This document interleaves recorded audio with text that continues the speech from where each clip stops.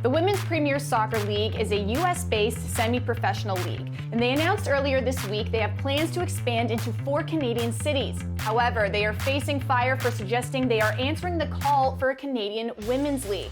So to get more on this, we're talking to Olympic gold medalist Steph Labbé. All right, Steph, so you responded quite quickly on Twitter to the announcement of the WPSL coming to Canada. Can you kind of just reiterate what you said in that tweet and why you felt the need to put that out there? Yeah, I think the first and foremost thing, the headline that they used were answering the call for a Canadian Women's League. I think they purposely left out professional. And let's be clear, the call has been and continues to be for Canadian Professional League that's sanctioned by Canada. That league is neither professional nor sanctioned by Canada. It's a US sanctioned league, and they purposely use images of our national team players to amplify their message, when in reality, those players featured are not their target player group. Can you imagine if that same league used video images and photos of the US national team players like Megan Rapinoe, Alex Morgan, to push a message for new US teams? It would absolutely never happen. Do you think that's a reflection of the way the world sees Canadian women's soccer, or where do you think that comes from, where they would use an image of you or Christine St. Clair, but they wouldn't use an image of Megan Rapinoe? Yeah, I think they're just trying to capitalize on what's happening in Canada right now and like I said, push their league and push their message. I think what we really need to focus on, number one, is we have leagues of that level in Canada right now that I think we can focus on and pay attention to. We have League One in Ontario. We have the Premier League to soccer in Quebec. We have League One BC. And we have 8 provincial associations that have amateur adult leagues. What we need in Canada is a sanctioned professional league that's run by Canadians. This one needs to have a long-term developmental plan, and it will provide opportunities for Canadian players to play for 8 to 11 months of a year when it's truly professional. And I think the biggest thing for us to focus on is, this isn't just to provide opportunities for Canadian players, but it's to provide opportunities and growth for Canadian coaches, referees, people in business and marketing positions, administrators. It's not just about developing international level players, but everything surrounding soccer in this country. So can I ask you to get a little bit more specific on that? If there was a league that did develop in Canada and did a lot of those things you just mentioned, what other aspects would it need to have to entice players like you who have pro positions across the ocean to come back to Canada and play here?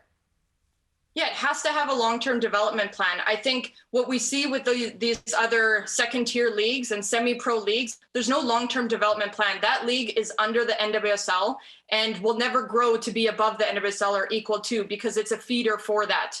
What we need in Canada is a league that eventually will compare to leagues like the NWSL or the FA in England. And I think for players like myself or other Canadians on the national team, we need to see that there is that long-term growth, that the investment is there for the teams and for the leagues and for the referees, the coaches, everything, that there is that plan in place. And I think we can't expect it to be, comparable to those leagues in the first year. But I look, for example, at the CPL and the opportunities that has already provided. It's been 3 years in Canada, and we've already seen a handful of those players getting their first calls into the men's national team. That's what's going to happen with the Canadian Professional League. When you have players playing for 8 months of the year, 8 to 11 months of the year in a professional environment, that's the kind of products that you get from it. You don't get it from a semi-pro league that only lasts for 2 to 3 months, and you don't get it from a league that just caters to university students. You need a league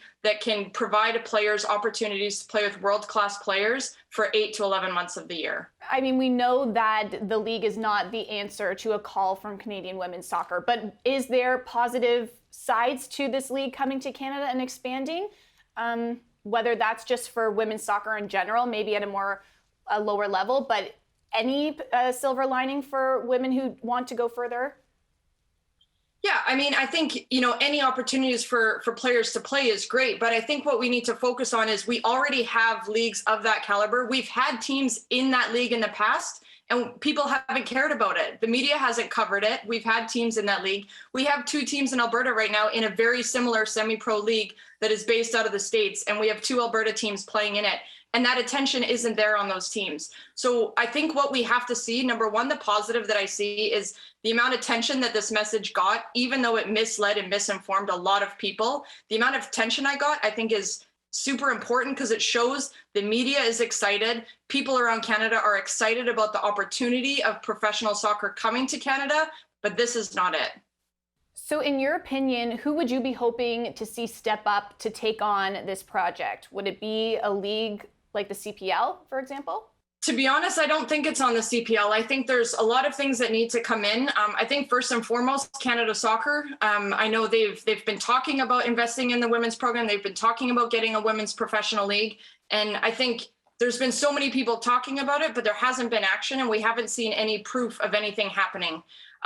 We need investors to get on board to support this action, and we need a full developmental group that's going to look at building a league from the right foundation. You know, it's not just about adding teams onto an already existing men's league. We need a full-on development plan to grow women's football in this country and not just tack it on to the men's. We need to start, I think, giving this team that's been extremely successful on the international stage for over 10 years the respect that it deserves, and give us opportunities to play at home. Thank you so much, Steph. We really appreciate it again. No problem. Thank you.